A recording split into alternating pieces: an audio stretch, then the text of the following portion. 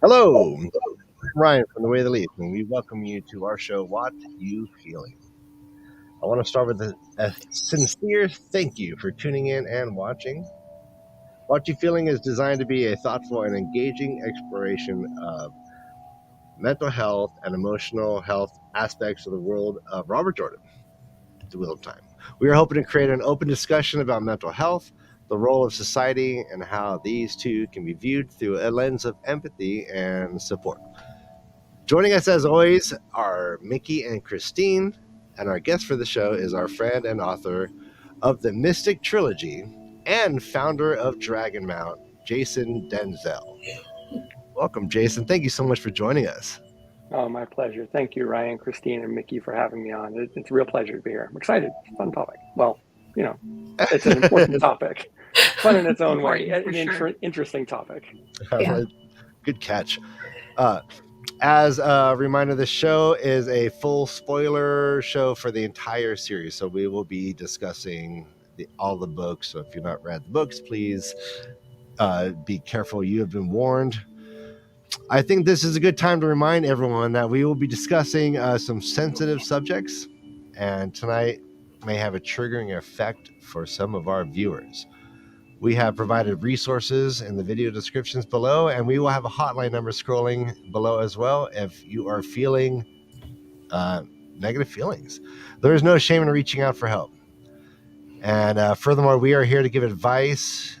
We are not here to give advice to individuals. We need to be clear about that. This is not an advice show. We are not speaking to your personal experiences. And lastly, YouTube chat is not a safe space. It is an open space for the entire world. So if you want to share your thoughts, feelings, and experiences, just know that the potential for anyone in the entire world to see it, and keep that in mind. But yeah, we are talking about grief and grieving this episode. And Miki, let's get this conversation underway. Can you give us an overview of grief from a clinical perspective, and maybe a touch upon the bereavement process as well? Absolutely, Ryan. Thanks. I thought when we were thinking about this topic, it's such a really powerful topic, and one that it just felt really important to touch on. But we wanted to start, before we dive into the Wheel of Time, kind of give an overview of our thoughts and kind of the clinical understanding of bereavement. And so we'll probably go back and forth using terms bereavement, grief, loss, that kind of thing. But when I think about bereavement, what I'm really thinking about is that someone has lost something important to them. That could be another person, it could be a pet, it could be a job, it could be just a point in their life that they're going through a transition, and there could be a sense of loss attached to that. So there's some bereavement attached to that. When we say grief, we're often thinking about the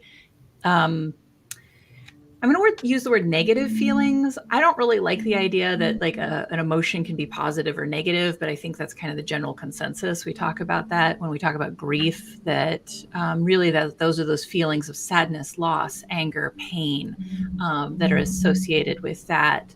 But the thing that I wanted to make sure people heard was that, at least from the clinical perspective that I think we've kind of approached things from, like, grief's not an illness. This is not something that we are approaching to get over, that it's, something you fix. And I think that people can have a little more gentleness with themselves and maybe with others who might be experiencing a grief process, if they recognize that grief is more of like a change process, right? Something in their life has changed.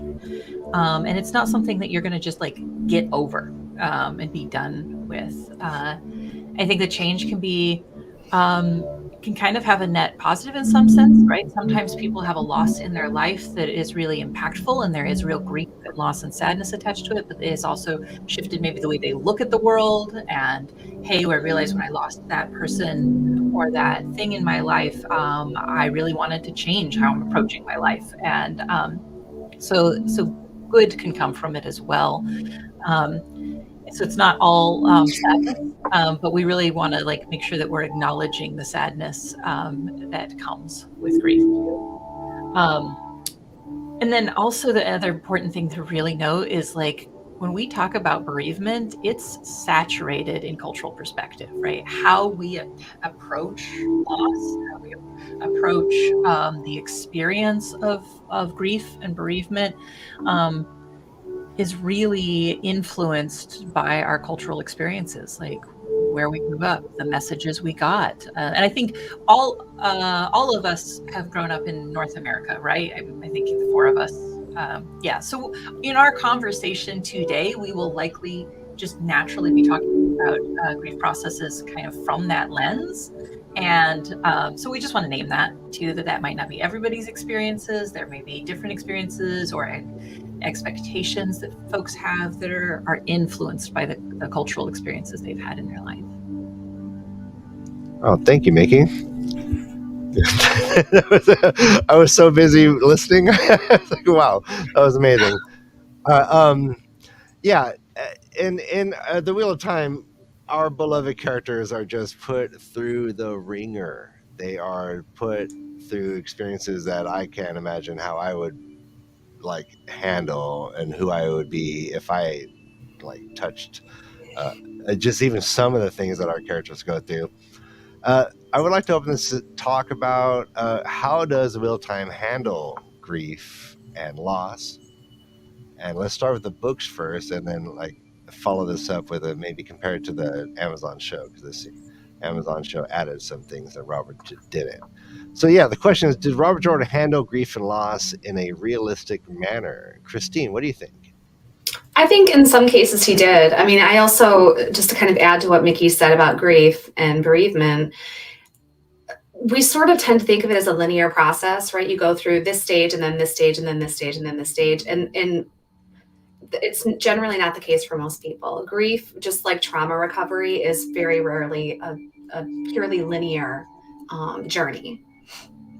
And there's also not like a set time frame usually for people who are going through loss. And so I think with Robert Jordan, you know, some of the ways that he addressed grief and loss were pretty spot on, but they were also kind of tucked in and hidden with all of the other things that the characters were going through at the same time. So it's hard to really say how each person dealt with their loss and their grief in various settings, because we don't always see things from their perspective. Mm-hmm. So what do you think, Jason? So I'm reminded of a story first where Robert Jordan, years and years ago, somebody asked him, if you could live anywhere in the Wheel of Time, like, you know, what culture would you be part of? What nation would you live in? Where would you want to be? And to paraphrase his answer, he basically was like, are you kidding? I wouldn't want to be anywhere there. It's a dangerous place. There's a lot of sadness and a lot of pain and a lot of war, and I'm gonna have a short life there. So I wouldn't want to. And it makes me think about how he's right. There is a lot of sadness, as you were saying, you know, in the beginning, Ryan, that he puts a lot, there's so much conflict, there's so much, and you know, it's because he's a writer, he's telling a story, and story is driven by conflict, right? Both internal and external. And what I really liked about what you were saying, Miki and Christine, was that, you know, grief is an ongoing process. It's not just a moment in time. It's a process that is occurring constantly. And, you know, as a writer, you know, myself, but also, you know, I'm sure what Robert Jordan was doing is that he's looking at characters in terms of, you know, they have these complex backstories, sometimes in his, you know, Robert Jordan's case, some very complicated backstories, and they're on this linear path somewhere of dealing with their own trauma and grief. You know, for example, when we open up the first book, you know, Tam is decades removed from losing his wife, but that is still something that has affected his worldview, and you know, it's affected his relationships. He never took another lover, yeah. Right, yeah, and then on the other hand, you've also got someone like Lan, who is clearly carrying generational trauma and his own personal trauma and everything else and responsibility. And And he's still in his own way grieving the loss of his family, the loss of his nation, the loss of his royalty. I don't know if that was as important to him, but he's grieving all this stuff, and he's carrying that with him. And Lan addresses it very differently than other people, but his response of duty is heavier than a mountain, and his willingness to sacrifice himself, and both his life and also his relationships to other people, he's willing to put those on the back burner in order to essentially handle grief. That's his way of doing it. So what I'm getting at is that all these characters that we see, maybe even down to the Forsaken. Landry, you could argue, is still dealing with the trauma of a really bad breakup 3,000 years ago. I mean, well, yeah. Is she dealing with it now? I don't know. I don't know, right? It's maybe not an appropriate reaction, but she's having a reaction. And all these characters are somewhere on this spectrum of grief and that they're dealing with. And I think that's fascinating how we see a pretty wide diversity of it, in these long books. It's interesting to think of. I never thought about that. Like, a Forsaken has been alive for thousands of years and have been inappropriately possibly dealing with a grief over that entire span, and is the cumulative effect of all that grief that's not been processed well. And they identify it so much that they become who they are, which is a fascinating process to think about that happening over thousands of years and how entrenched that is. They were, for most of those thousands of years, most of them were sleeping, right? But so really, you look at someone like Demandred, and he probably has 400 years worth of grief pent up before he took the long sleep over the ages. But still, I mean, there's another one. The Forsaken just need therapy in general, but the Demandred probably more than any of them, could benefit from feeling second fiddle to Lews Therin, and being born 1 hour. Isn't he he's like a day or maybe an hour younger than Lews Therin or something? I think that's the canon, that he's just younger than him by a day. And he was one. I'll say a day. Maybe someone online can correct us in the comments, but it was watching. But I think it's either an hour or a day younger than Lews Therin, and he's just been second fiddle to him in every category and everything ever since. What a bummer. I almost feel bad for him. Right? He just needs a hug.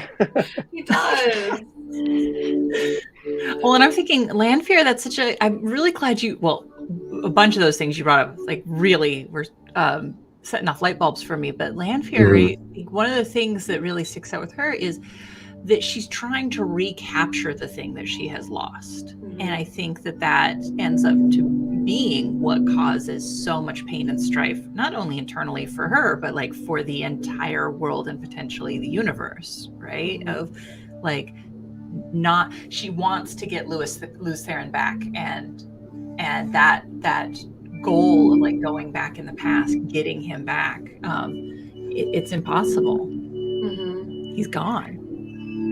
Maybe I'm jumping ahead a little bit here, but I think one of the central themes of this series, which Brandon Sanderson and Robert Jordan collectively addressed directly, is in the climax of book 12, the Gathering Storm, when Rand is up on the top of Dragonmount, which in my view, I know it's book 12 out of 14, and I know there's last battles that occur, and I know there's a showdown with Rand and all that at the end of the final book. But for me, the emotional heart of this series culminates in some ways when Rand is up there at the top of Dragonmount. And it's where one of the things that he's reflecting on up there is he's wondering, he's in this moment of, possibly taking his own life or whatever, or ending the world. He's got all this power searching through him.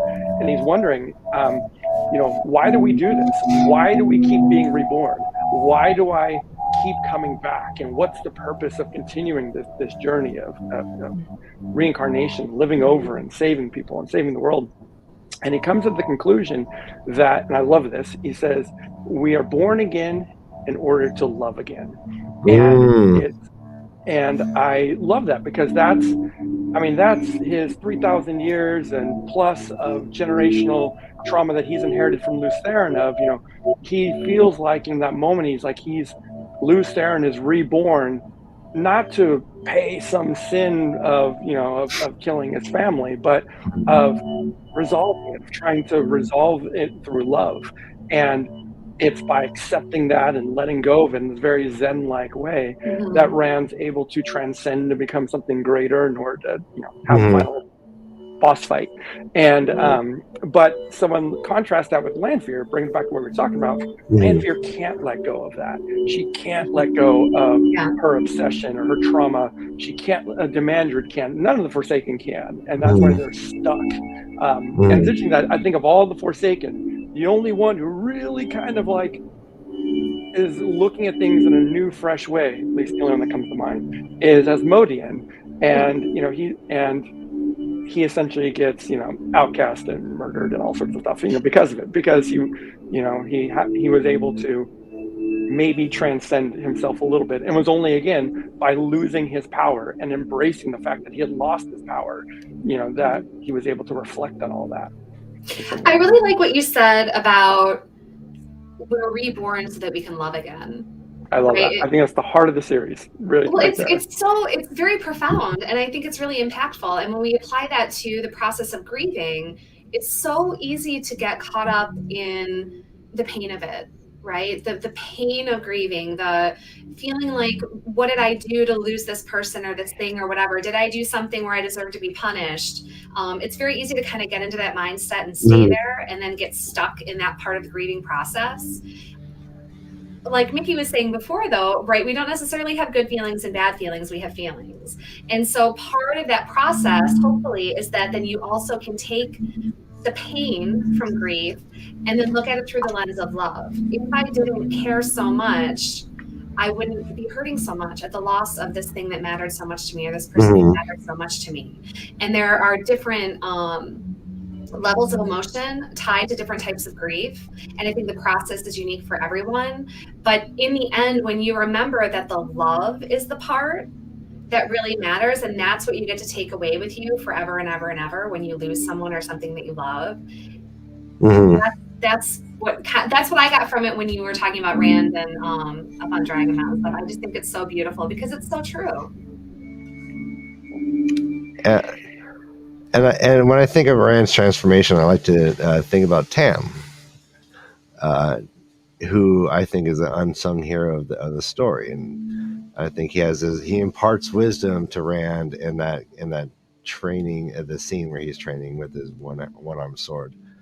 And I think that, like, as you're talking about all the Forsaken and what, like, this kind of trauma that they've been carrying around for so long, it just makes you sad that none of the Forsaken had Tam as their dad, right? Like, right. Like, if Tam, you could argue that if Tam did not have, if Rand did not have Tam al'Thor to guide him in the beginning, that he would have easily been taken over by the Dark One, or he would have been Anakin. Yeah, Anakin Skywalker. Absolutely, any number of things could have happened, but yeah, Tam was able to instill in him just like the right messaging and like give him the right amount of love. It's pretty powerful. Which is really interesting because that point that you made, Jason, about Tam's grieving at the beginning of the book, and I really love that you point that out because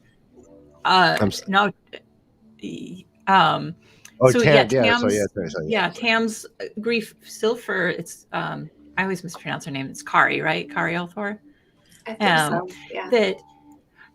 That's just such a beautiful and accurate description that I think for a lot of people who've lost a spouse or a significant loved one like that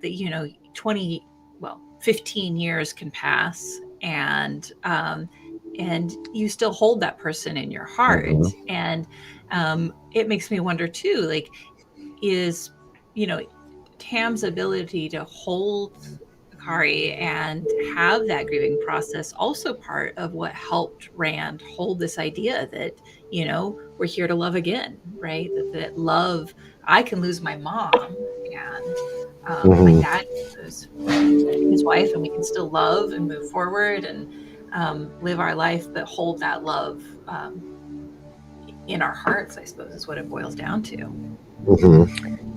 There was I really loved one of the changes that was made in the TV show that wasn't in the books was the lantern scene in the first episode, and where the two rivers have this apparently an annual tradition where they light the lanterns and set them out to sea, and Tam and Rand stay behind on their farm in the TV show right before the winter night attack, in order to have a more private ceremony or a more private celebration, I'll say.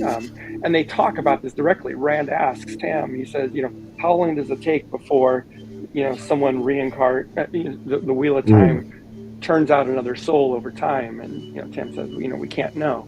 And of course, the writers are doing multiple things there. On one level, they're setting up the idea that, hey, reincarnation exists. And, for the people who know, in the foreshadowing is that, Rand is someone special who's been reincarnated. But, in Rand's mind at that moment, and in Tam's, they're both thinking about Karri, and they're thinking about,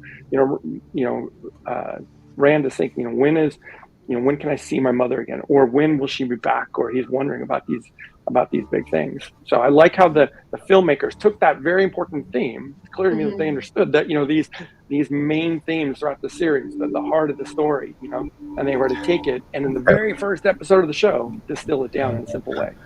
Actually, that's a good transition point. Let's actually start talking about how Amazon handled grief in a very uniquely different way than Robert Jordan.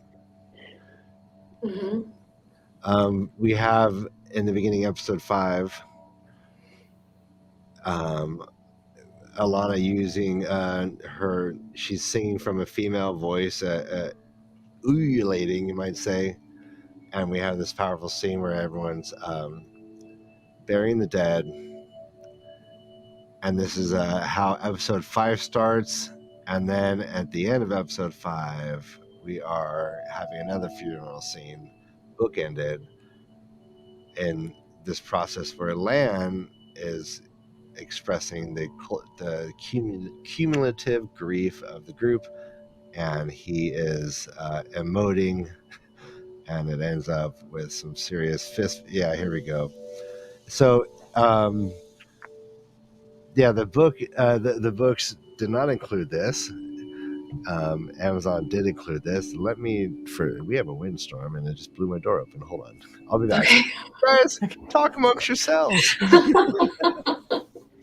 What I love about those two scenes bookending each other, I know the showrunner Rafe Judkins, and lead writer and producer on the show, has talked about before that the opening, the chant that Alana's character is making is, and I don't know, please tell me if you do know, or maybe someone in the comments can, but there's a real life chant that can only be produced by, I understand a female vocals can only produce it, and that vocal is used and Alana expresses it, and then at the end, the vocals that Lan has, the chant, or not Lan doesn't make it himself, but the other men in the room are having a deep, resonant chant while Lan expresses his grief.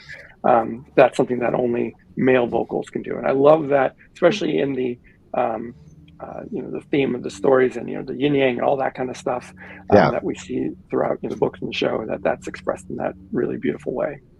It is, and I like too that like you're talking about the yin and the yang, and like the male and the female aspects of the power, and how with the female aspect we talk about how you have to surrender, and I think there's sort of a surrendering in the way that they're grieving in the beginning of the episode, and then how with the male half of the power, like this fight and this struggle that takes place, and it's a much more violent process.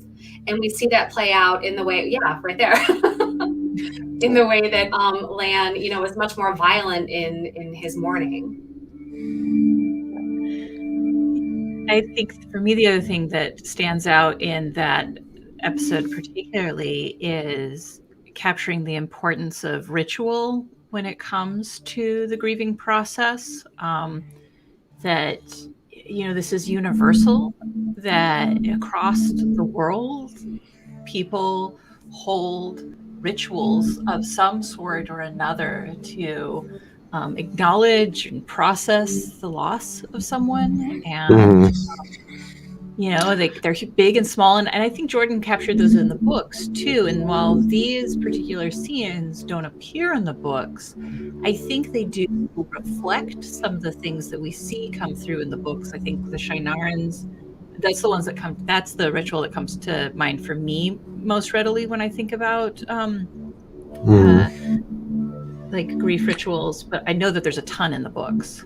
Yeah, and they don't, I mean, there's big funeral things, you know, for sure. And, you know, you said, you know, big and small, and you're right. But even in the show, think of the scene in episode 7 where Lan meets the other Malkari, I'm not saying it right, the other people from Malkir, and he meets them, and they have a traditional meal together. But even that, there's a sense of remembrance.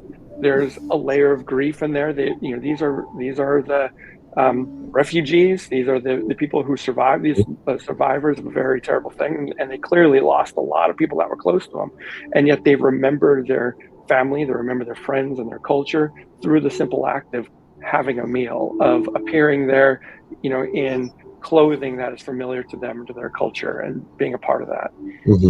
And doing it together. I think that's another thing that yes, we can tie together in these different, you know, the grieving together and then the sharing a meal together. And the importance of exploring grief with the people that we love or the people that we care about instead of isolating ourselves. Now, MaTsDaGgerX has a good question in the chat. He's asking how important are morning rituals for the grieving process, and I think it's a really good question. I don't know if we can put, like, I don't know that I have an exact answer of like, oh, it's, you know, I would say my experience is that they're incredibly important. I don't think that these would have been developed across cultures, across time, if it wasn't important. And I think one of the reasons for it, right, is that grief is an internal process, and that there is this emptiness that folks can feel, this loss. And so to have an externalized way to process that, to see it, to be able to have a point in which to focus that emotion can be helpful. And then on top of that, if you think about a lot of rituals, they're also a place to come back over time, because we talked about the grieving process being a process, right? And so, you know, the reason for having, you know, grave markers to process death, to be able to have the ability to come back, to acknowledge, but even something like Lan's Hidori, you know, the ability to have a thing that connects us to a past that's important to us can be really powerful. And I think we see that all the time. People, I know when my grandfather passed, we were, you know, trying to clean things out, and my grandmother had asked if I wanted anything. And at that point, I'm going to age myself, but it was like total grunge time, you know. And so I was grunge. We were there with you. Oh yeah, cool, thanks. So I went and got one of his plaid shirts out of the closet, and I wore that thing for, you know, years after that. But it's something really simple like that can be a ritual process. And yeah, it doesn't have to be something big. It doesn't have to be a pyramid. Yeah. So Miki, to that point, I wanted to say that I think that rituals are helpful in as much as they are helpful. And there are people who are not going to be like lined up with their cultural expectations for how to grieve. I think America has a very kind of odd, anodyne way of grieving. Funerals are very sanitary, and I look at, and across the world I see different experiences, and that's what I relate to. So I think for the most part, this conversation is helpful, and reading and seeing examples of different ways of experiencing grief and processing grief, whether it's ritualized, whether it's individualized, I think helps us have more options instead of what is offered. And I think what feels right is going to feel right. And if you want to, rip and tail, if you want to be Lan, and pulling your shirt at your loss, like, I'm all for it. Maybe, like, I'm not, if it makes people uncomfortable, that's okay. I'm all for it. I think, however, like, the idea that there's no right or wrong way of grieving is what I'm getting at. So, like, there's so much, it's fun to talk about how different cultures work with grief and deal with grief and loss culturally, but I also think it's interesting to think of the individual within that culture and whether or not that's working for them, but teach throwing, like, the whole idea, but I think the main idea we want to impart is that there's no really wrong way of grieving and dealing with loss. And so much of what we do is we complicate our experiences with expectations, and we complicate our emotional lives with, like, the social aspect of our emotional lives, and what it might be doing to others. And I wish we could free everyone up from that, because emotions are, I think, some of the more pure, unadulterated states of a human, and I honor them so much, and I want to see that. And I'm not uncomfortable with people having emotions, but I do understand that a lot of people do feel uncomfortable with the strong emotional expression. So we learn unconsciously to, work within this social while we have our emotional lives. So it gets really complicated.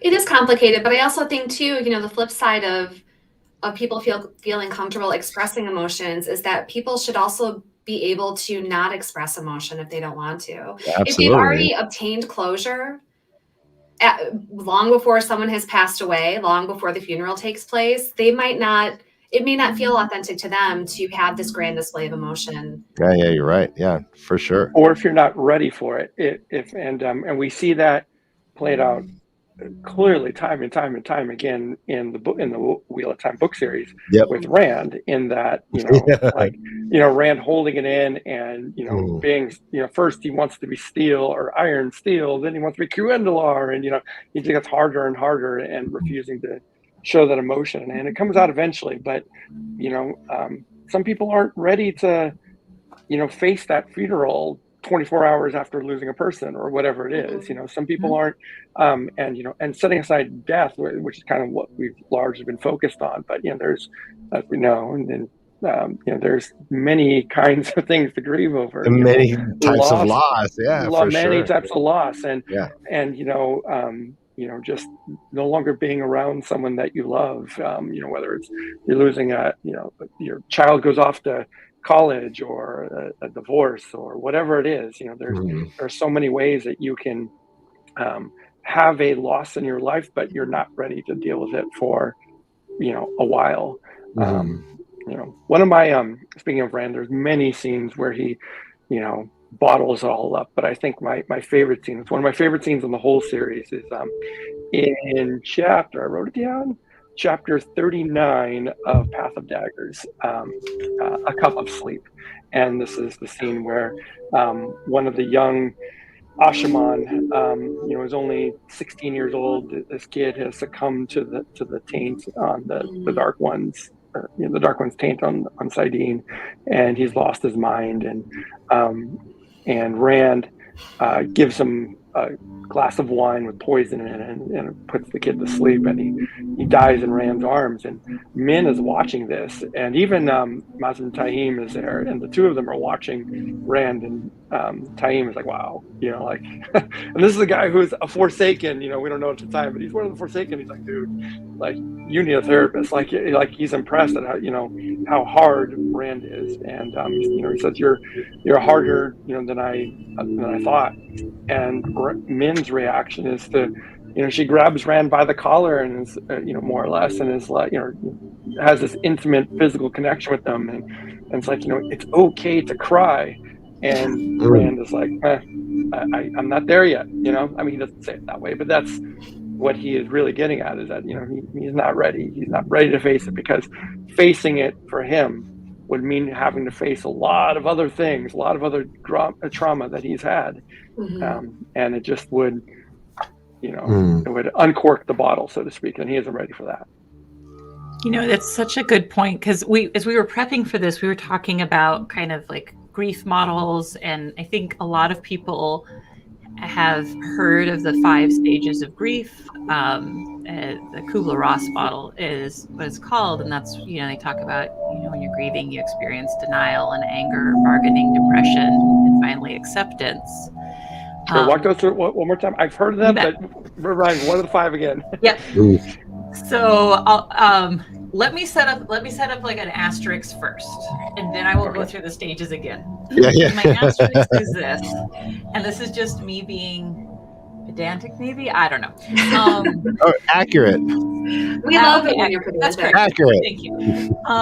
So I think a lot of people think that this is the stages of grief that they're supposed to go through when they've lost someone. So first of all, this model was developed in the late 60s, early 70s, and it really was the Elizabeth Kubler-Ross, who did the work, was really working with terminally ill patients at the time. And so what she was exploring in working with them and talking to them was the process they were experiencing themselves as they were approaching the end of their life, and that the emotional waves that came for them in that process. So when we talk about the grief stage model, that's the asterisk that I would have put on there, is that it was really developed for folks thinking or moving towards the end of their own life, which I think pairs onto Rand so well, because that's what the whole series of the books is about. So I'll go through them again. The 5 are supposedly, and they're not linear. It's not like you go through like one and it's done and a book ended, and then you go to the next and the next and the next. You can kind of go back and forth. But the first one is denial. So nope, this isn't happening. I'm not approaching death. This is not happening. The second one is anger. You know, I'm the deity for doing this to me. And then bargaining. You know, if I do this, then maybe the things will turn out differently. And then depression. And then finally acceptance. And Jason, I think you already hit acceptance for Rand when you talked about the baby gold. And I'm really like,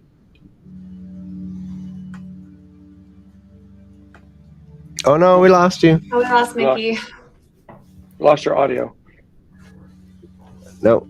I will jump in on the acceptance thing, that even though I know I said that it felt like and it does feel like the culmination there at the top of Dragonmount, but Rand, that isn't the end of Rand's journey. He still has more acceptance to do, and I think a lot of that's expressed in the moment of the last battle when he's in there, you know, in the pit of doom and in the time bubble or whatever it was, and he's facing Dark One, and and there's a level of acceptance of like, people are going to, I need to allow other people to die. I can't carry this. This isn't about just me. Yes. Other people are going to sacrifice. This isn't like, I know I'm at the tip of the spear, so to speak, against the Dark One, but I'm not the entire spear.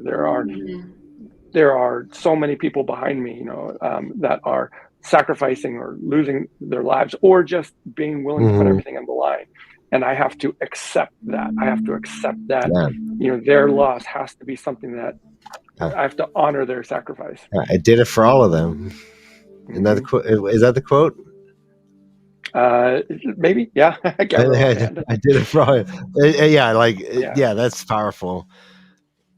At that moment, there's so much nerdy stuff we can get into about that moment, but I also I feel like, regardless of the metaphysics or of it, that was an ultimate love gesture, to allow for people to continue to suffer, to live in a world that includes suffering, even though he could have ended it all for everybody. And I think in a way, which could have been a loving gesture if he was misguided, but he chose to allow time to continue and for everything to continue.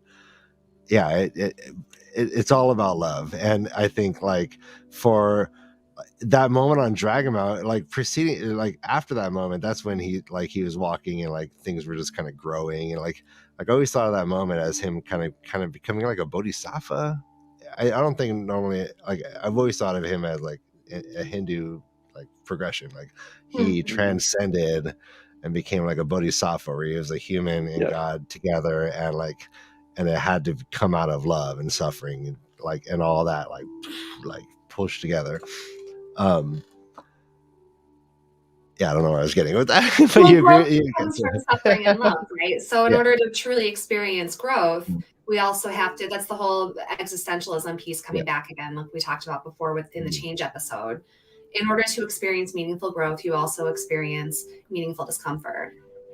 And then and I guess and I guess the problem happens when people get stuck in the different stages. If you get stuck in denial, a life of denial is problematic. If you get stuck in anger, a life of anger is problematic, right? Like so, like moving through the stages. I'm glad we brought up Rand, because I've had this kind of, I was postulating as we were getting ready for the show, does Rand over the arc of the entire books, does he go through all the stages, and is that what we were able to see, and is he kind of like modeling that in a way, and then growing from it before our very eyes?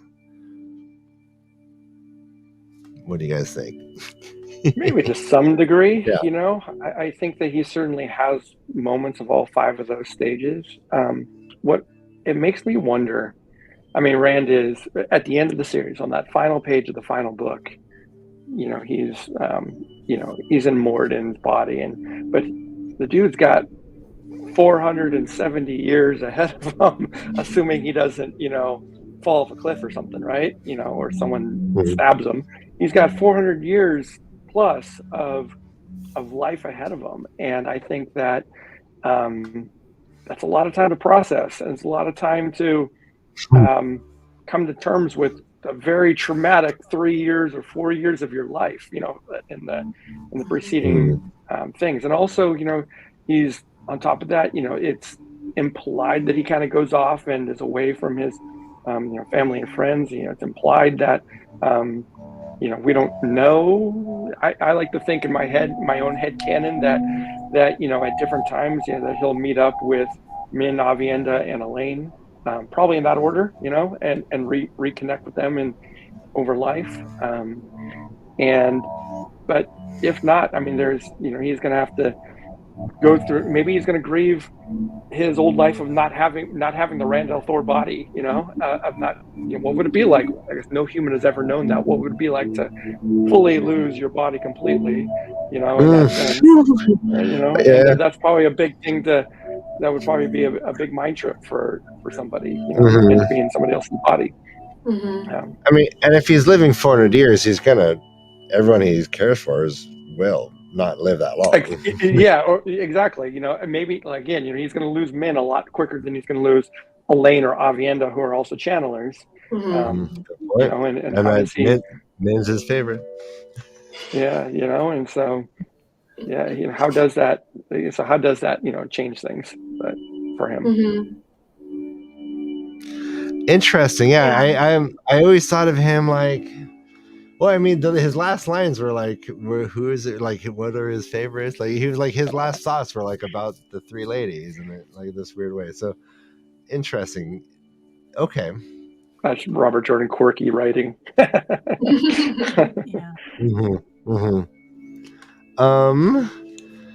Now, one of the examples that has been brought up time and time again in chat since we've started is Perrin and his return to the Two Rivers and losing everything. And I think that's what I would like to do, is I'd like to discuss that moment, discuss whether or not we think Robert Jordan effectively integrated that moment into Perrin's character moving forward. And I would like to then hone in on you, Jason, as a writer. And you know, I would like to see your analysis of like grief as a writer. How did Robert Jordan handle this? How do you handle grief and loss in your writing? And, you know, if you, I guess, were writing this, would you have done things differently for Perrin? All right. So the moment Christine Perrin walks in and gets the news, and he instantly becomes like fragmented, right? Like, do you remember this scene? I think trigger warning for everyone in the chat. This is a powerful scene, but Perrin becomes fragmented. He starts thinking about the mundane example, like of life, and then people are like trying to make plans and around him, and it just keeps cutting back to like him thinking about, like, I don't have the text in front of me, but thinking about like, I do. One, oh, go for it. All if right. you have it. I do. Let's see. All right, so Bran comes in and tells Perrin his family is gone. They're dead, my boy, Bran said in a rush. Dead? No, they can't be. Perrin frowned as wetness suddenly slopped over his hand, stared at the crumpled cup as though wondering where it had come from. I'm sorry, I didn't mean to.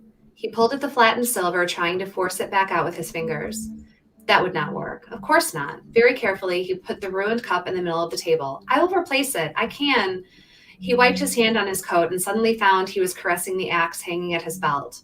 Why was everyone looking at him so oddly? Yeah.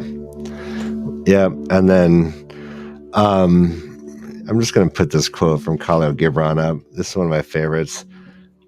Everyone could just read and think about this. Yeah.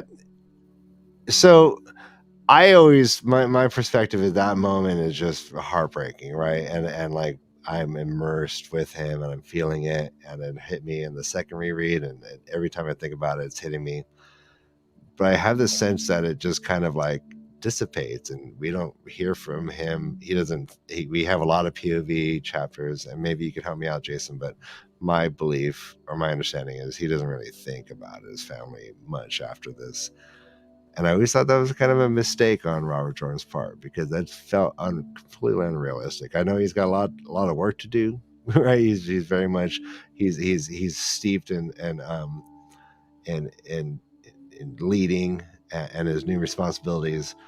But I always hoped that Robert Jordan would have somehow, like, I don't know, maybe when he's battling with Slayer, been, you brought the Trollocs, anything to like wrap it up, be like, it's been motivating him to like either revenge or make a wrong decision somewhere because his family or something, where it just like kind of affects his character.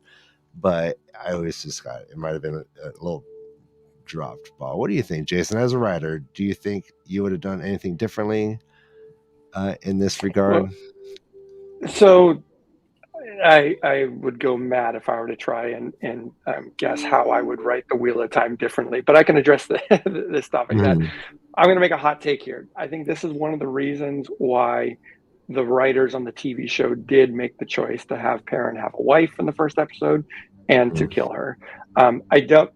I know the term fridging is thrown around, the term used in writing, to refer to introducing a character to immediately kill them, just to have, to give a character, an emotional, something to emote over or whatever. And I get it.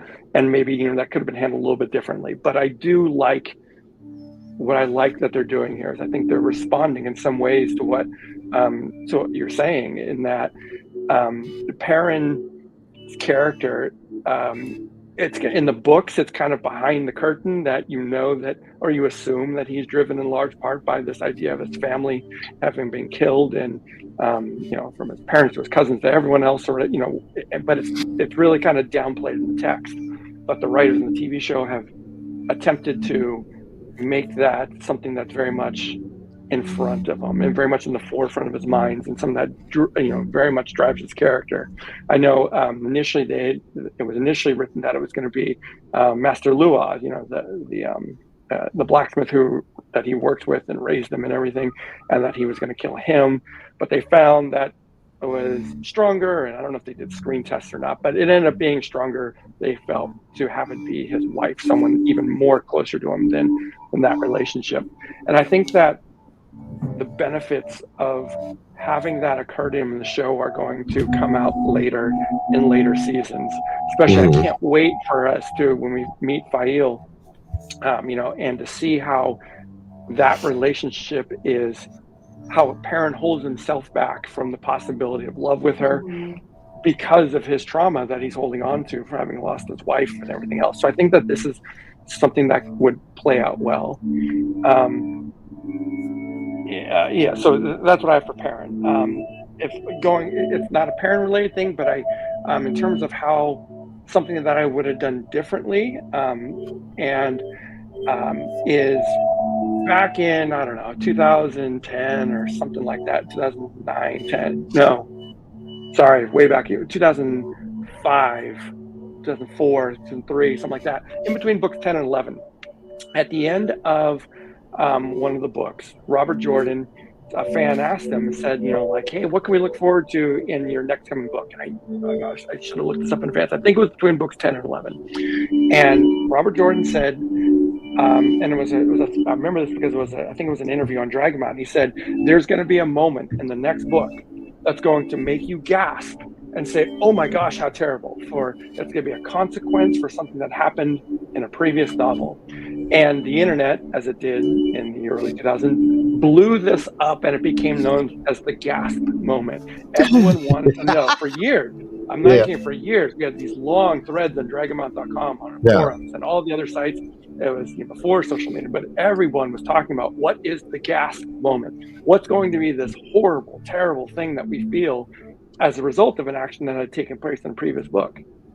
And so there was all this speculation. And what the gasp moment ended up being was the moment where, as a result of cleaning the taint off of the Dark One, off of Sidene, that the people living on the island of Treemalking, if I'm saying that right, the little island way out there, whatever, they saw the great sangreal, the Choden Call, the giant statue of the woman, flare to life, and they had these religious beliefs about it. They saw it flare to life. They thought it was the apocalypse, and so they committed mass suicide. And which is clearly it's a terrible thing, but for most readers, it was kind of like meh, because we had never seen these characters. We hadn't connected with them.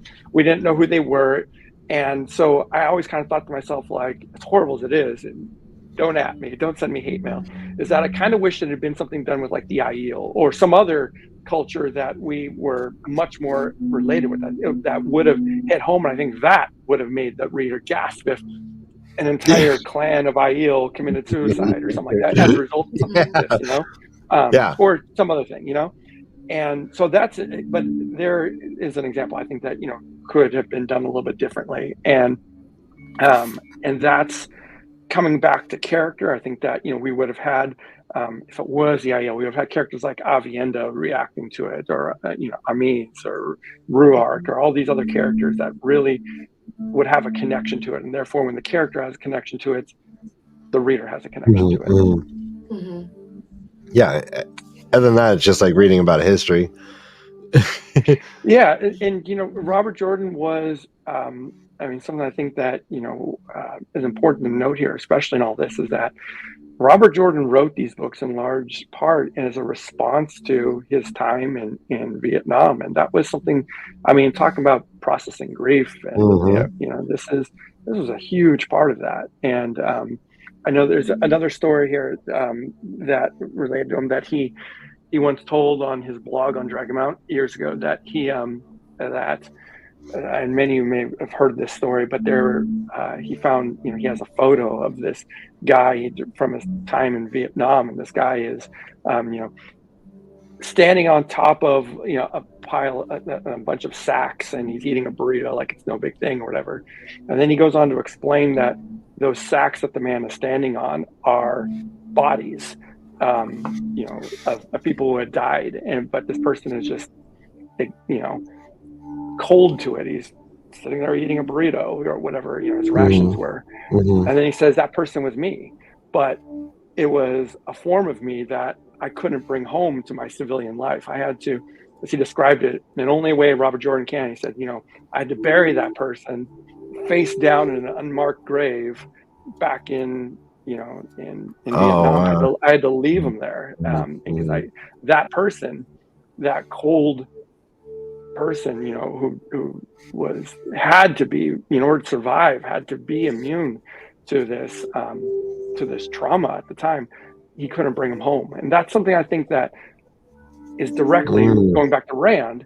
There it is. And that's where I think, that's some of the brilliance that Robert Jordan, through his life experience, is able to bring to fantasy writing. And I've never been to Vietnam in a war scenario. I've never been in a war, and so I don't have that experience. And so that's something that as a writer, we're looking for. What are I looked at my own trauma, and what is it? What is what is our pain that we can put into our writing that is going to, what was meaningful to me in my life that can be meaningful to somebody else reading my stories? Yeah, what can the reader get out of this, for sure? Yeah. Oh, that's amazing! Thank you, Jason. That was amazing. That was totally amazing. I did not know that. Wow, that's did not know that for sure. Yeah, that was his nickname in Vietnam. Robert Jordan's nickname in Vietnam was the Iceman, and the Iceman cometh, or something like that. And but his friends called him that, and he hated it. He hated it because he was the stone cold, I don't know, killer or whatever, but he talks a lot about that in his various writings in between books. Mm-hmm. Yeah, I can be accused of being unlike. I'm harsh I'm very critical of different things, and then people remind me of in chat and whatever that like the magnitude of what the characters are going through. Like we have to understand the magnitude of it. And I don't obviously know what that type of magnitude. I'm not responsible for thousands of lives. I'm not responsible for the world. I have a very small world to be responsible for. So it might be almost a privilege to be able to spend time grieving when I and I'm not being cognizant of that aspect of what Robert Jordan is bringing to these are real life and death situations. And the consequences of the wrong action or inaction are greater than anything I will ever have in my life. So for me to be critical of say, I guess, parent, not sitting around thinking about his family, maybe that's being inconsiderate. Yeah. Go on. I mean, that's a valid point, but at the same time too, there is a little bit there's a lot put on the author there to bring that forth. I mean, there's, like I said, Robert Jordan chose to never make the people of Tremalking, I really hope I'm saying that land right. We never met them, so we're not going to really care about them. It's it's a bullet point in history, and you're right. It's one thing to, how much responsibility do we as students of history have to really feel it? Feel it, and maybe there is. I mean, we're talking about empathy here, and sympathy and empathy. Christine, you were about to say something. Go ahead. I was just going to say, could that also be a commentary on the way that people here viewed the war in Vietnam? That there was this disconnect because people they weren't emotionally connected to the actual people of Vietnam. And then as a result, when you had all these veterans coming back, they had a really, really difficult time adjusting to civilian life because people just they weren't engaged in the way that they maybe should have been. Even today, I mean, think of all the world event. I mean, obviously, right now, there's the war with Russia and Ukraine, and but beyond that too, there's all the conflicts we've had, in Syria over the years, and the ongoing atrocities that are happening in various places, throughout the world, and some people are not, many people have a wide spectrum of reactions to it, and being able to identify with or have sympathy with the victims and those involved with it. And I think that's one of the beautiful things about works of fiction, right, is that it gives us the ability to step into some of these experiences in ways that we may never experience ourselves, but to be critical, right? And I think that that's actually one of the beautiful things about a book and being able to be an author and offer people these various viewpoints to look through is you can say, well, I wouldn't want to handle it that way if that was, my situation. And so it gives us a mirror to reflect on ourselves in sort of a low risk sort of way. We can get angry at, Matt or Parent or Rand for reacting in whatever way they did. And I think the beauty of Jordan's writing And the beauty of his ability, I think, from like digging into his own experiences, that he writes characters who do have very real reactions that are complicated, that they do the thing they like think they shouldn't do, or like, well, if you were a good person, you'd, you know, react this way, or you'd have this response. But, you know, they're very human in their reactions. And I think that can be nice sometimes in a work of fantasy to step in and see ourselves in there, or even notice our own feelings. I think we talked about this last time, right? Like, how do our reactions to characters like really reflect on ourselves? I think it comes through in these scenarios too. Yeah, and I wanted to ask Jason. I know when we asked you to join us for the show, you mentioned that your own writing has like delved into these topics of grief, and your characters handle grief. You are the author. Oh, look at that. Hey, look at that. Look at you guys. No. Look at you. No. I will get to those books ASAP. I'm so excited. Christine, you've finished book 2? I did. I've read the first 2 books.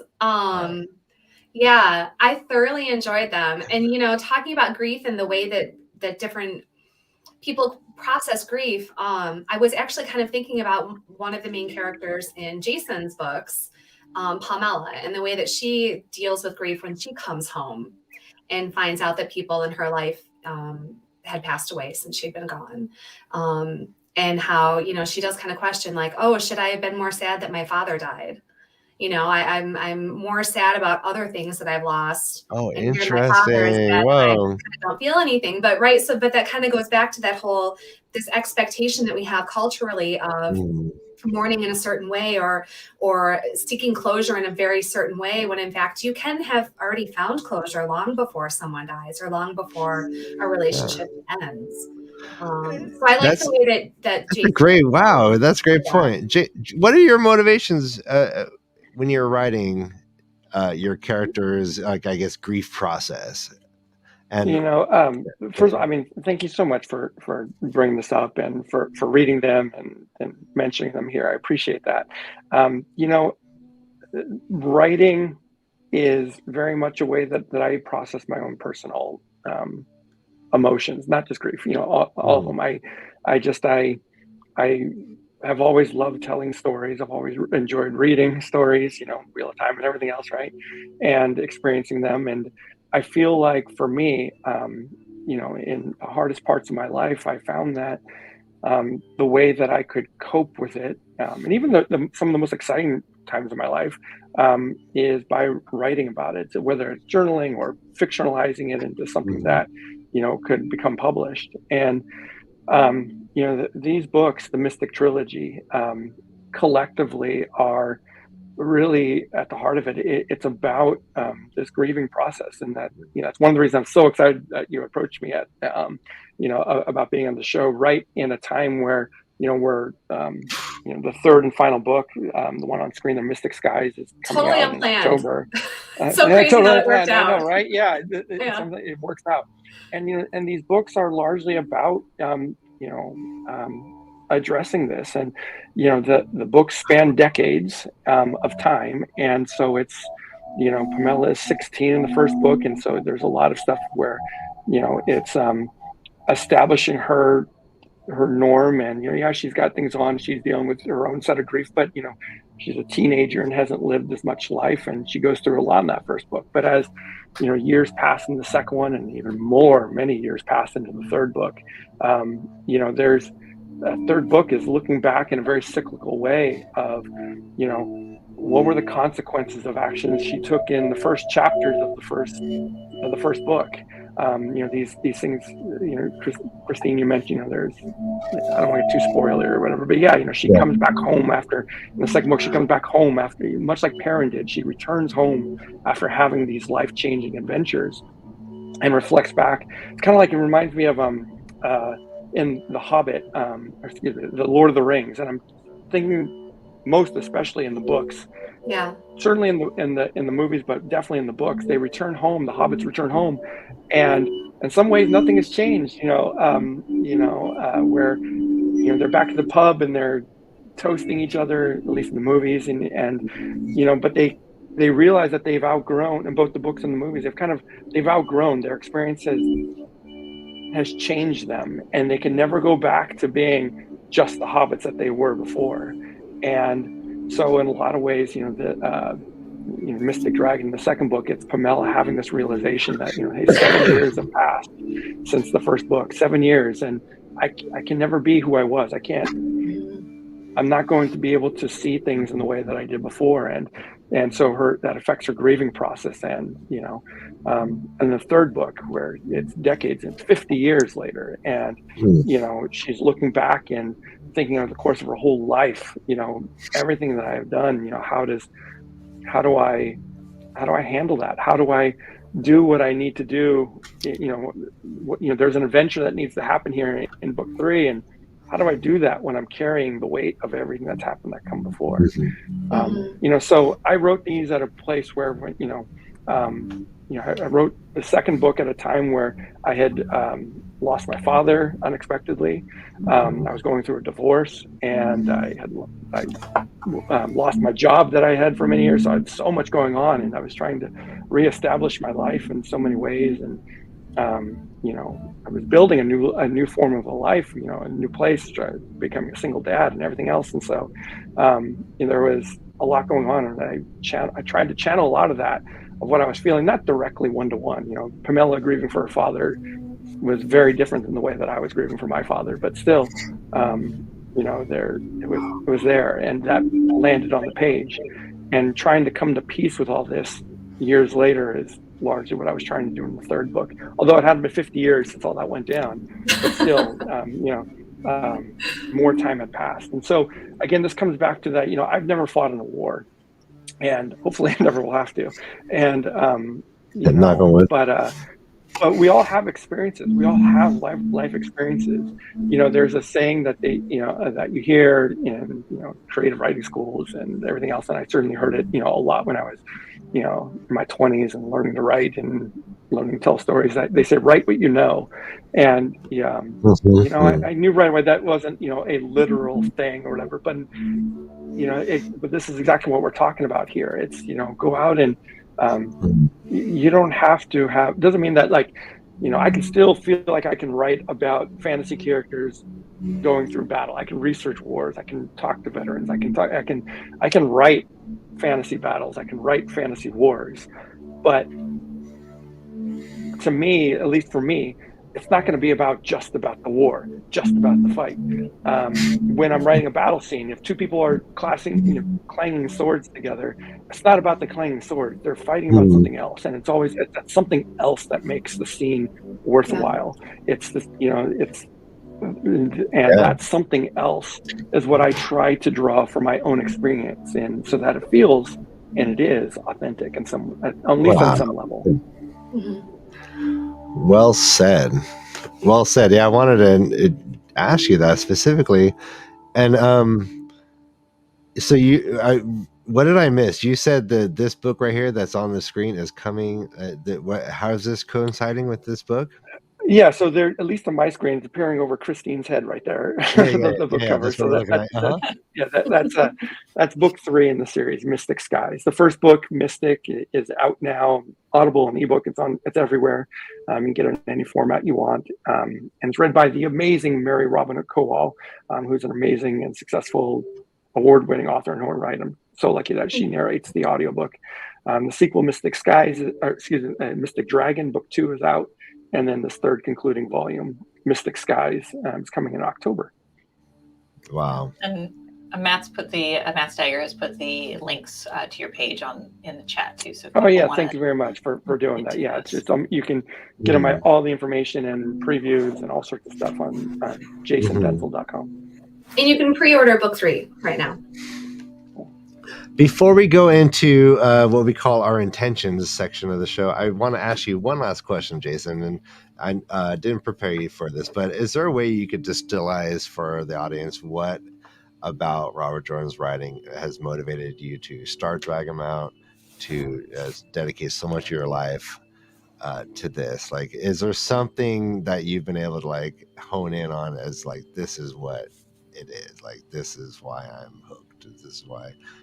It's a great question. I what's your surprisingly story? haven't been I surprisingly haven't been asked that a whole lot in the 24 years of running Dragonmount. I think it comes down to, what the reason that I connected with these books is because of everything we've been talking about here, that, these books feel so emotionally authentic.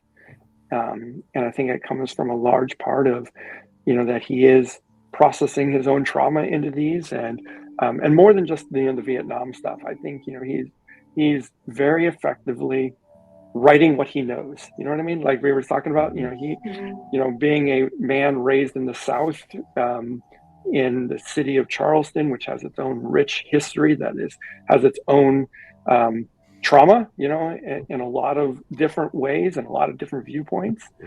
Coming from a culture of people that, troubadours in a way, that storytelling was part of his cultural DNA, and you still get it. From those of you who are from the South, and I was in Charleston last year, and I was just amazed how everyone had a story. You can't ask which way, if I'm asking for directions, I got someone's entire life history and story, and this street, which was once my great aunt lived in it, and she's cousins with my, and it's great. I love that, and Robert Jordan really exemplified that. And so that unique mix of who he was, where he came from, and his experience was just so authentic. And what I loved too about it was this merger of Western storytelling with an Eastern philosophies, the reincarnation, and the that we live again to love again, and that's a very, very Eastern idea, and when you really kind of distill, and that's something that has always been a personal interest to me, that reading The Wheel of Time sent me down that path of studying Eastern traditions and studying Eastern philosophies and religions and ways of life, and that's very much a central part of my mystic, of all my writing. Anything that I've ever published, short stories and these books and future projects all touch on this stuff. And so that blending of Eastern and Western ideas, the location, the island of Moth, where my trilogy takes place, is in a lot of ways it's Ireland with Indian, Hindu Indian traditions. The mystics come from, are very, they've got these lineages that very much, are reminiscent and inspired by, the tantric yogis and of India and Southeast Asia. So all that kind of is there. So yeah, distilling it down, I don't know if I can distill down Robert. You did great. That was amazing. In a wordy, it's hard to be pithy with anything related to Robert Jordan, right? Yeah. But I think that's it. It's the connection to him on some level. Mm-hmm. No, yeah. Thank you so much. I think you did well. Well said. Everything. Yeah. We are so excited. The chat's been really enjoying what you've been adding to your show. Thank you so much. Thank you so much. And I love having this conversation and being a part of awesome. The entire community, and you guys are a big part of that too. Oh man. All right. So Christine, we are moving into the intentions section, and then we're going to finish this all up with a guided meditation from Miki. But take it away, Christine. Talk to us about intentions. Let me talk to you about my intentions. All right. So my takeaway from this really is that, grief is a human thing. It's something that we all go through, and there's no one way to experience it. I think that Robert Jordan did a really good job of just writing characters who experience grief in their own way. And I like that not every expression of grief is overt in the series, because with humans, not every expression of grief is overt for a lot of different reasons. It could be because of the way that you're attached, to people or things or whatever. Could be influenced or informed by your culture, different societal expectations, or just who you happen to be in that moment. And so, I feel like, as always, we keep coming back to this idea of being compassionate and kind to others, and to try to kind of understand where they're coming from before we rush to judgment. And I think grief is another really good example of a place where we can be mindful. Okay, well said. Miki, how about you? Yeah, I think as far as intentions go, one, I have really been enjoying just being present in this conversation. I found this to be such a really nice way to dive into this story and look at the Wheel of Time in a way that I hadn't before. I hadn't really thought about it from the lens of grief. I hadn't thought about Rand's journey in that way. And so I think it's going to bring me back to the books with a slightly different viewpoint, which is what I love about these books anyway, is like every time that I come back to them, it's with a little more information, a little more knowledge. And I think that's the other thing too, especially Jason, what you're sharing at the end there about the journey of your protagonist, like, you know, at these different markers in our lives, we can look at similar events in a really different way because it's now layered with all of the experience that we have had. So that's where I'm sitting right now. Awesome. How about you, Ryan? So for me, I want to thank Jason for helping me look at the books differently. When you told everyone about the quote that RJ had about how he put to rest his Vietnam experiences, that I see that process happening throughout the books, and that helps me understand why he wrote them the way they did. And I've been very critical, I feel like, towards Robert Jordan, because it seems like people have these intense experiences and then they just move on. And I always thought, like, that's unnatural. That didn't make sense in my life. But when you put his life into perspective, and he's specifically stated, I had to do this, and I didn't, and out of love, I needed to do this to my mind to be set to come home, that I'm going to be thinking about that for a very, very long time. So thank you so much, Jason. My other takeaway is that loss is hard, and loss is heavy, and loss is hard and heavy in direct correlation to the amount of positivity and joy and love you got from the thing that you lose. So in some ways, grieving is a celebration of just how much you're losing.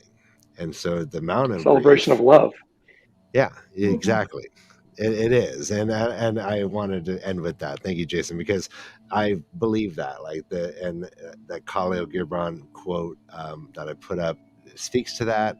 And if you ever read the book Tears and Laughter by Gibran, Gibran, he's a Lebanese poet. It's amazing. It's all about, in a very poetic way, how the extent to which we are grieving is to the extent to which we loved, and it has to be coincided, and you have to celebrate the entirety of it, because that is like the ebb and flow of life. And I have accepted that in my heart, and I think that is how I've helped me move forward in my grieving processes. All right, so that's how we do intentions. Jason, do you want to take a stab at an intention? We just kind of listen to the whole conversation, and like, what are we taking away from it? Yeah, this is great. I hadn't thought about this until now, but I think what I'm going to take away from this conversation is, in terms of my writing, is to remember and to try and ensure that my characters that I'm writing, working on, are, many of them, if not most of them, are in some path along this journey of grieving. And, not everyone's going to be grieving something major, a loss or a death or whatever, but a lot of my characters are, because put it through the ringer, that's what you do, right? And I want to try and remember and very consciously intentionally approach this idea that my main characters are processing something, and be aware of where maybe maybe I will use, the 5 stages as at least, some markers along the way. And Miki, you kind of rolled your eyes, so maybe I'll touch base with you afterwards on some other templates. No, I think it's a really great way to like approach it, because it's in our psyche, right? Like we as a culture know those. Yeah. And so, and I want to try and remember to have my characters perhaps be somewhere in that process, and not necessarily resolve it all for them. Somebody else was saying, sorry, I forget who, someone was saying earlier that, that they liked how at the end of the Wheel of Time series, not everyone has fully come into this acceptance. Not everyone has resolved it. And a lot of people probably die without fully resolving things. And so I want that to be true for my characters as well, that I'm putting down. So I'm going to try and keep that in the back of my mind as a result of this conversation. So thank you for that. Excellent. This has been an amazing show. We're exactly 5 minutes left, and we are going to wrap things up with our guided meditation. And Miki, I don't know if you had something for me, but I got a visual. Do you have a visual for us? Yeah, I dropped it in the Discord chat. You did. Either way, anything is fine. I'll find it. All right. So, I think I got something. We'll just go with this. We don't have time. My bad. So, here we go. We, if you want to continue the discussion, you can join our Discord channel at The Way of the Leaf. You can follow us on WoT You Feeling and The Way of the Leaf on Twitter. Jason, your socials and all yours are in the description. You can find Jason Denzel at Dragonmount.com, on Twitter, on Instagram, and author, new friend, founder of Dragonmount, Jason Denzel. And will you be at JordanCon, Jason? I won't be at JordanCon, unfortunately, this year. But Dragonmount will be well represented. We're sending a ton of the content creators that work on stuff at Dragonmount, our video channel, our podcasters. They will all be there. We'll be doing stuff and having shenanigans and we're planning it coming up here soon, but I think the intention is to do at least one live show. So there'll be plenty of coverage of JordanCon at Dragonmount. But I'll be there, in future years. JordanCon's family to me, and also coming around the time of October when the book comes out. I'm probably going to be doing a bunch of public events at either conventions or book signings, and at various bookstores. So I'll put that up on Dragonmount because I can, but it'll also be. But if you want any of that stuff, if you're curious about my own writing, which I truly appreciate, as a relatively new writer, and trying to get my stuff out there a little bit more. Anyone's listening, I appreciate all the attention, and thank you, Christine, for reading, and absolutely, Ryan, they're good for hyping it. All the information is on jasondenzel.com. You can sign up for my newsletter to get all this information, and you get some free fiction by going there. So check it all out.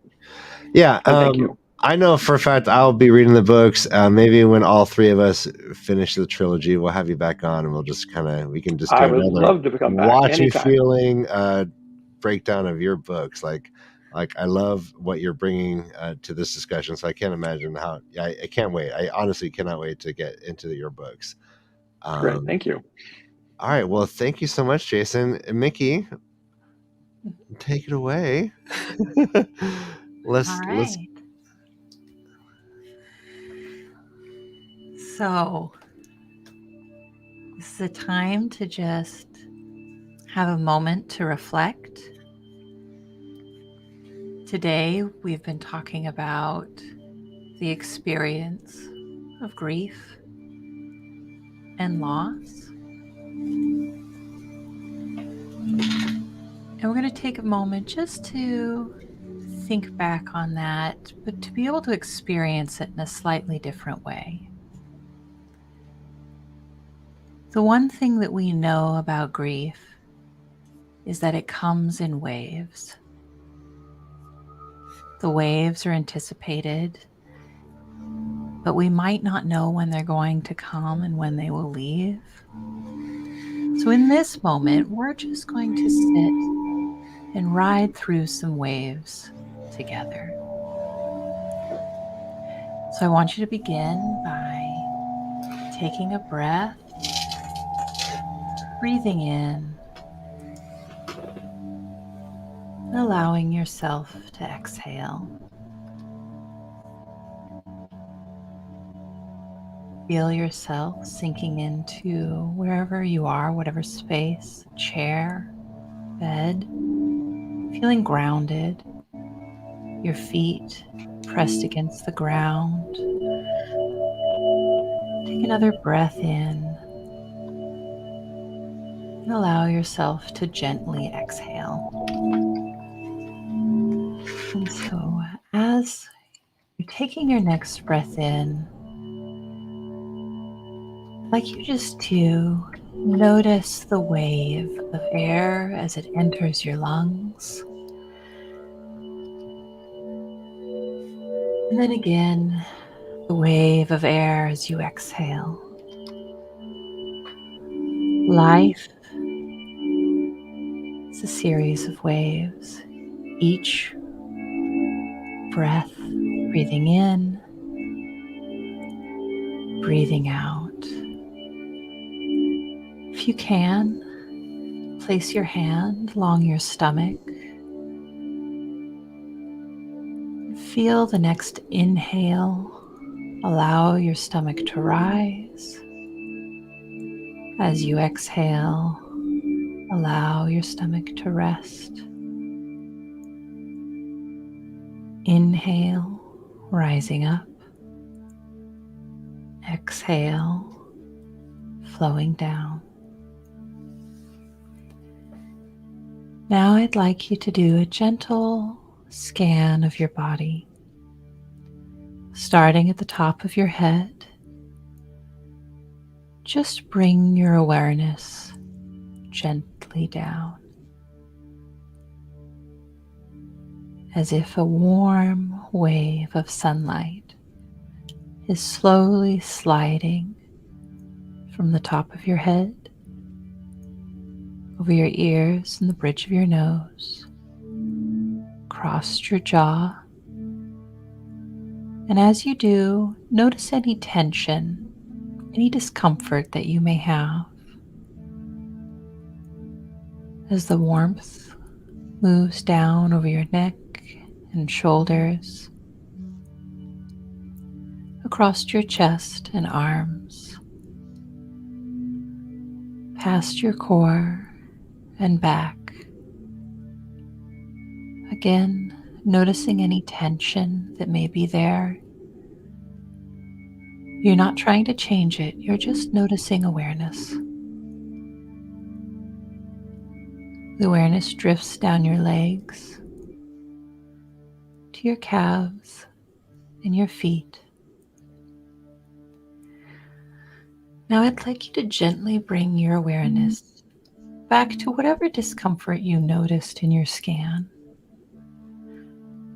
We're not going to try and change this discomfort. We're simply going to sit with it.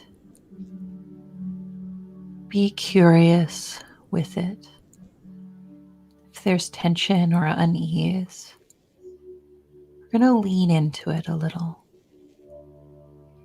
I want you to imagine that you are on the ocean, on a boat. And the discomfort that you feel is like the waves on the ocean. Notice if it shifts or changes. Maybe there's a gentle rise in discomfort. If that's the case, just allow yourself to breathe in and breathe out. And notice any subtle shifts in that discomfort. Again, we know that our human experience comes in waves. Grief and sadness, pain and discomfort will rise and peak and then ebb away. And then another rise may come, another wave may appear. And again, we breathe and allow ourselves to experience the wave, knowing it too shall pass. I'm going to give you just one moment to sit with that awareness.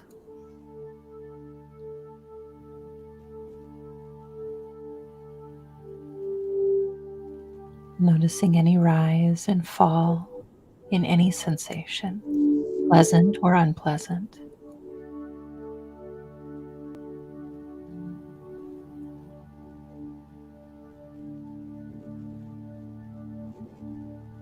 And now I'd like you to gently redirect your attention back to your breath, being aware that you can do this at any time. Bring your attention to a point of discomfort, a point of pain or loss. Notice the wave as it comes, and then bring our attention back to our breath.